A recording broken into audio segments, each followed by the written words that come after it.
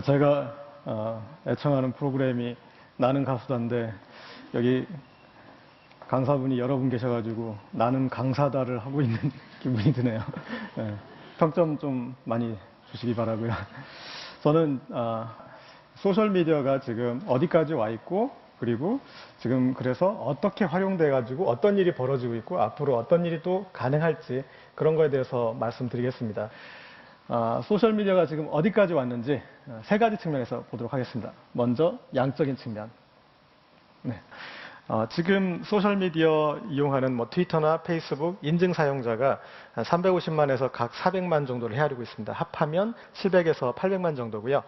그 수치는 한국의 유력한 일간지들을 발행 부수로 따져도 비슷한 숫자, 그리고 유력한 방송사들의 메인 뉴스 시청률에 버금가거나 능가하는 숫자, 그 정도 숫자입니다.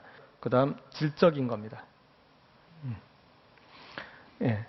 이전에 가장 큰 공론장이었던 다음 아고라, 여기에서 트위터, 페이스북, 소셜미디어로 왔는데 뭐가 가장 달라졌느냐? 플레이어가 달라졌습니다.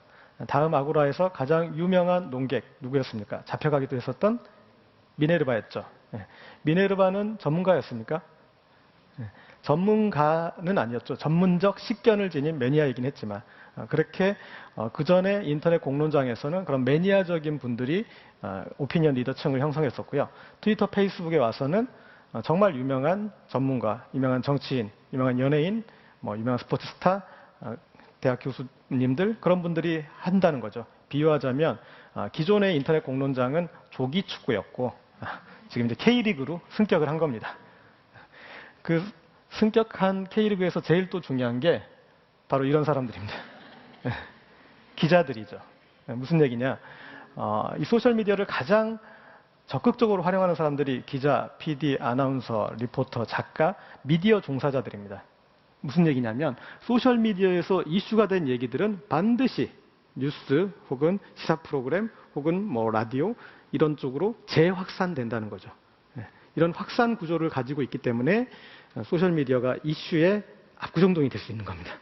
이슈의 유행이 생겨나는 곳이 될 수 있는 거죠. 그 다음 중요한 게 스피드입니다. 누가 먼저 전달하느냐. 어떻게 누가 먼저 전달하느냐가 그 이슈에 대한 어떤 인식의 프레임을 결정합니다. 무슨 얘기냐면 사형수에 대해서 그 사형수가 어떻게 변했는지를 미디어에 접촉한 사람은 사형제도에 아무래도 반대하기 쉽겠고 그 사형수가 저지른 끔찍한 범죄 그 소식을 접한 사람은 사형제도에 찬성하기가 쉽겠죠. 그래서 어떤 뉴스가 어떤 미디어를 통해서 먼저 전달되는지가 중요한데 소셜미디어의 힘인 스피드가 거기서 능력을 발휘하는 겁니다. 자, 그리고 이전에 불과 1, 2년 전까지만 해도 사람들이 블로그 했는데 지금은 다 트위터, 페이스북을 얘기합니다. 소셜미디어를 얘기합니다.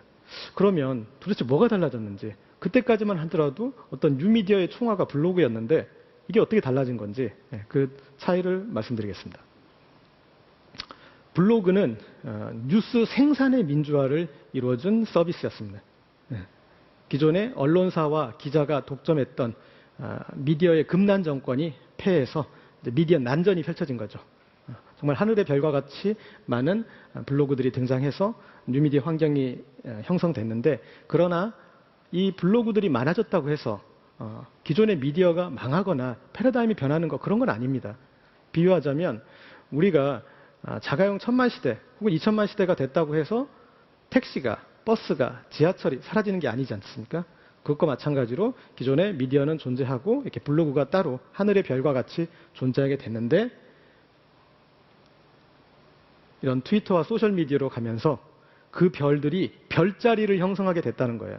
무슨 얘기냐면 그때는 그런 이제 이 뉴스 생산의 민주화를 이루어졌던 기제였고 뉴스 유통의 민주화가 이루어지면서 드디어 이제 힘의 어떤 평형 상태가 이루어진 겁니다. 그래서 여기를 통해서 계속 이 유통이 되면서 블로그에 그렇게 묻혀 있을 글들도 여기에서 다 끌어올려 가지고 확산되게 되는 거죠. 그래서 이 유통의 민주화가 이루어지면서 좀 더 미디어적으로 힘을 가지게 됐어요. 모든 산업에서 사실은 생산력도 중요하지만 유통력이 훨씬 더 중요합니다. 시장 지배자는 유통의 지배자입니다. 그런데 그 유통에 있어서 힘을 갖게 되면서 뉴미디어 환경에서 큰 힘을 갖게 된 거죠. 자, 생산의 민주화, 유통의 민주화였으면 마지막은 소비의 민주화겠죠. 이렇게 해서 소비의 민주화.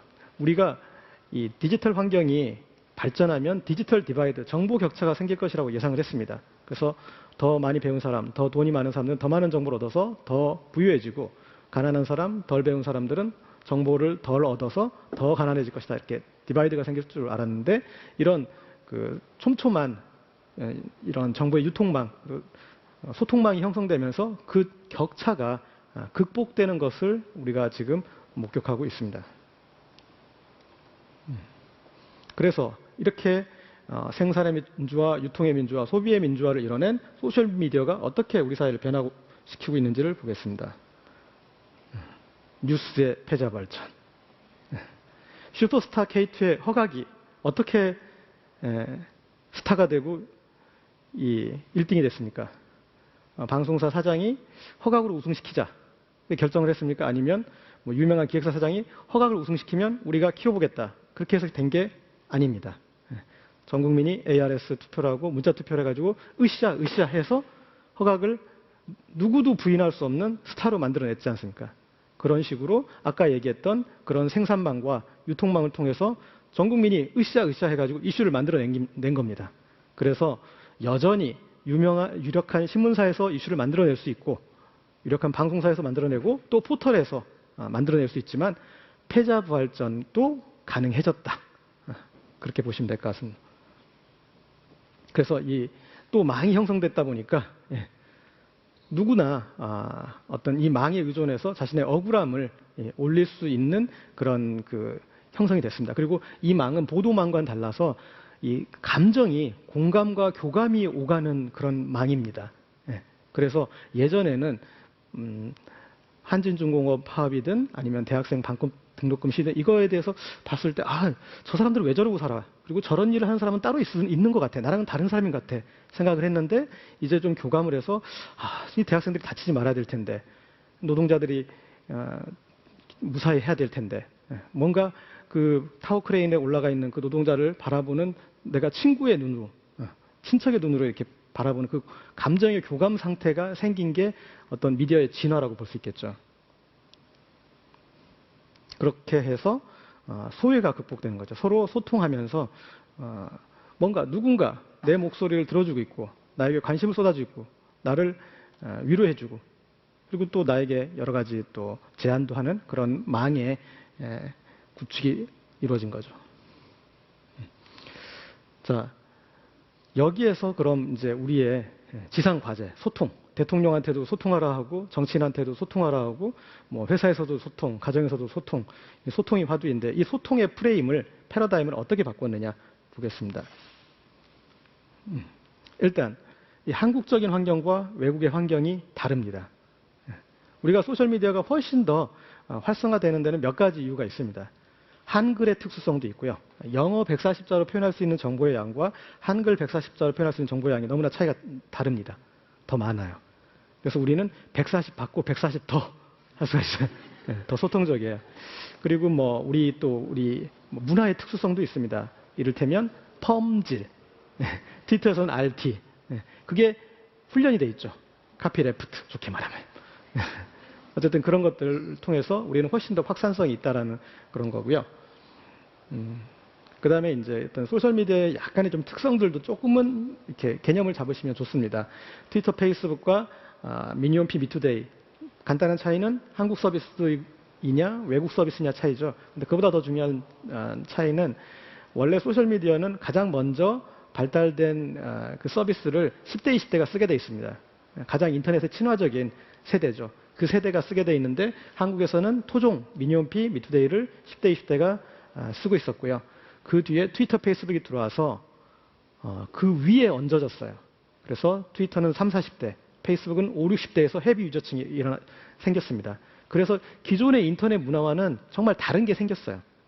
10대, 20대들의 어떤 그 문화의 연장선상에서 있던 기존의 인터넷 문화와 다르게 30, 40대, 50, 60대가 문화를 형성하면서 어떤 컨센서스가 좀 달라진 거죠.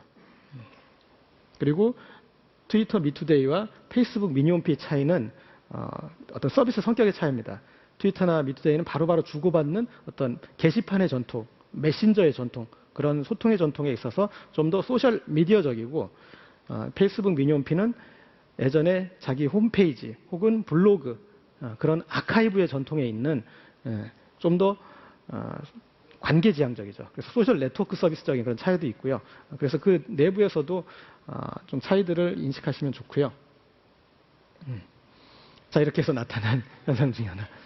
컴퓨터 앞에만 앉으시면 이렇게 되시는 분들이 그동안 많았는데, 그리고 이런 분들하고 이렇게 맞닥뜨리면 우리가 이제 똥을 피하는 이유가 같죠? 무서워서 피하는 게 아니라 더러워서 피한다. 그래서 악플러 때문에 악화가 양화를 구축하는 인터넷 문화가 있었는데, 제가 아까 말씀드렸죠. 30, 40대에서 헤비 유저층이 형성되면서 뭔가 그 사회적 체면이나 이런 게 더 중요한 사람들이, 그리고 거의 실명화된 사이트를 운영하면서 좀 더 정제돼 있다. 그래서 우리 트위터계 간달프 유해 선생님은 여기를 청정지역이라고 했어요. 여기는 거의 화천만큼의 청정지역이다. 이렇게 해서 그런 분들도 좀 편안하게 소통을 할 수 있게 된 거죠.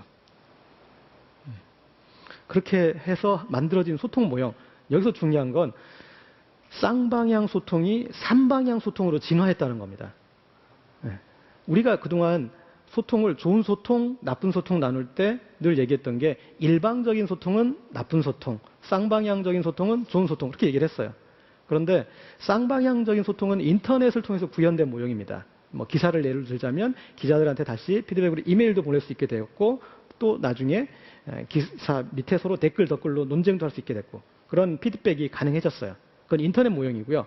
이 소셜미디어를 통해서 만들어진 모형은 삼방향 소통입니다. 아까 제가 뉴스 생산의 민주화, 유통의 민주화, 소비의 민주화가 이루어졌다고 그랬잖아요. 그런데 거기에 쉽게 같이 참여할 수 있게 된 거예요. 자, 내일 아침에 집을 나서는데 비바람이 불어서 여기 이 건물에 간판이 뚝 떨어졌어요. 어떡하시겠어요? 찰칵 쓰겠죠.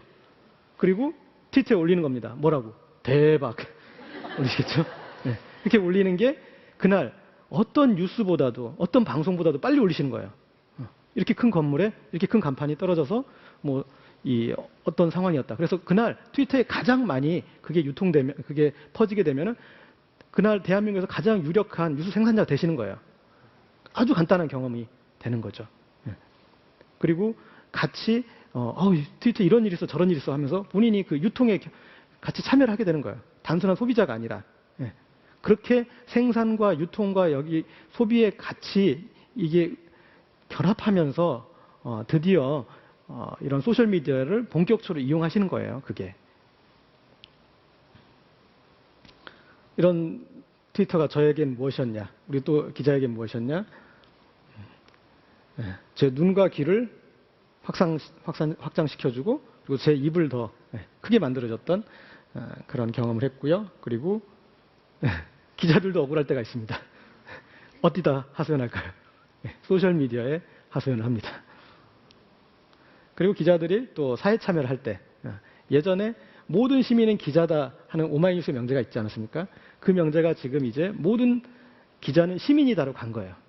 그래서 시민이 뉴스 생산에 참여했듯이 기자가 이슈 생산에도 참여할 수 있는 시대로 변했습니다.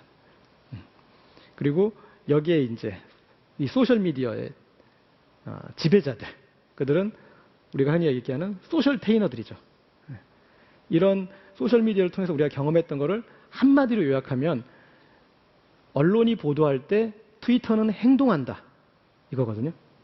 벌써 이미 다 알고 거기서 어떻게 행동해야 될지 알아서 이미 가 있다는 거예요. 예전에는 유력한 언론사가 써야지 이슈가 됐는데 지금은 소셜 테이너들 김여진, 김재동, 박혜경 이 사람들이 가면 이슈가 되는 걸로 바뀐 거죠. 그래서 우리가 그동안 무관심하던 문제들이 이 사람들을 통해서 사회 이슈화되고 그 이슈가 다시 언론에서 재조명되면서 정치 이슈화돼서 어떤 사회적 합의를까지 가게 되지 않습니까? 그래서 그런 경험들을 우리가 당대에 지금 하고 있다는 거죠. 김재동 씨, 김여진 씨, 박혜경 씨. 그리고 또 그 외에도 아직 안 알려진 다양한 목소리를 내고 있고요. 그리고 우리 같은 일반인도 이제 해볼 수 있습니다. 저도 하고 있습니다. 제가 하고 있는 산책로에서 같이 콘서트 하면서 예술적 경험을 나누는 산책 콘서트, 그리고 책들을 모아가지고 책이 꼭 필요한 곳에 나눠주는 기적의 책꽂이 이런 걸 하고 있는데 누구든 선의를 가지고 소셜미디어 제안해서 사람들과 중론을 모아서 같이 해낼 수 있는 그런 어떤 시대로 우리가 진화했다. 그렇게 보면 될 것 같습니다. 감사합니다.